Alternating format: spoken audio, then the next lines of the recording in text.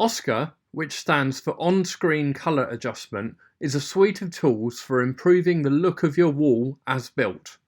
It comprises of a tool for disguising the seams which can appear between the panels when panels are not properly aligned.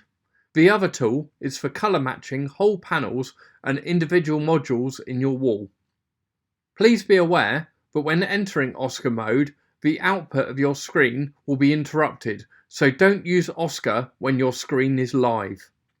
Bad panel alignment can cause dark lines when there are gaps between the panels and bright lines when panels are too close together. By dimming or brightening the rows of pixels on the two adjacent panels either side of the affected screen, we can effectively disguise these effects. To access OSCA seam correction, select the panels you want to edit on your canvas and then select the color button on your pipeline. On the right hand side there is a button that says OSCA mode. Click it and press OK. Once you enter the OSCA interface, the panels you selected will be displayed with the seams available for editing. The adjustments you make to both color and seams on a panel are actually stored in the R2 card in that panel. So if the wall was taken down and rebuilt at the new venue with the panels in a different arrangement, then the settings would persist. This can be helpful with color values which may not need to be changed from one show to another, but seam values are usually dependent on the panel's arrangement, which will most likely differ from show to show. For this reason, it's a good idea when making seam adjustments to clear any old seam adjustment data before starting, as the panel-to-panel adjustment made for a different setup may even be causing some of the lines on the new arrangement. To do this, select all of your panels and click the Reset All Selected Modules button and then click Yes to confirm.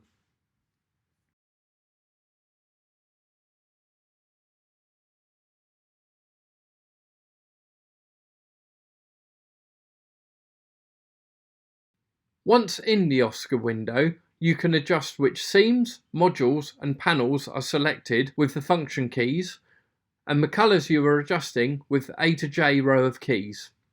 The values can be selected using 1 to 4 and Q to R, and the values adjusted with the up and down arrow keys. You can even adjust a seam which is brighter at one end than the other by changing the start and end luminance rather than the overall luminance.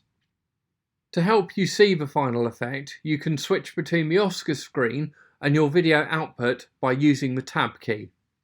OSCA is a very interactive feature of the processor and is engineered best to work by using the keyboard and looking directly at your LED wall. Once you have got used to the keyboard shortcuts, it's a very easy and quick process.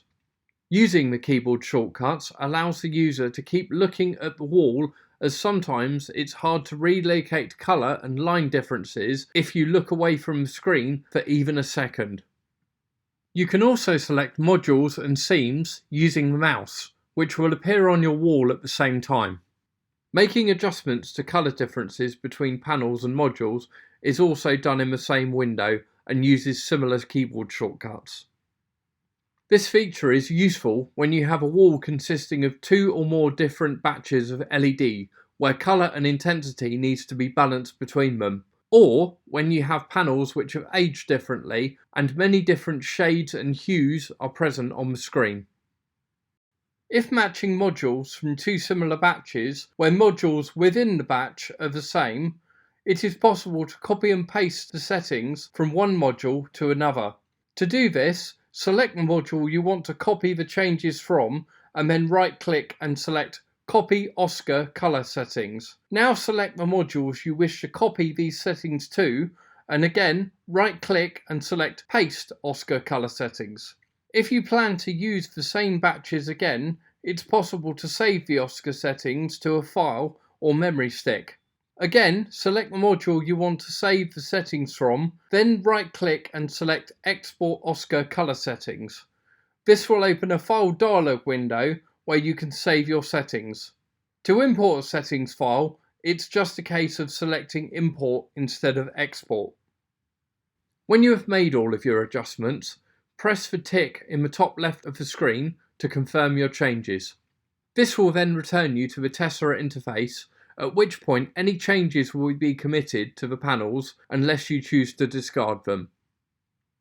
This has shown you how to get started with OSCA and how to dramatically improve how your LED wall looks when the feature has been used. See you in the next tutorial.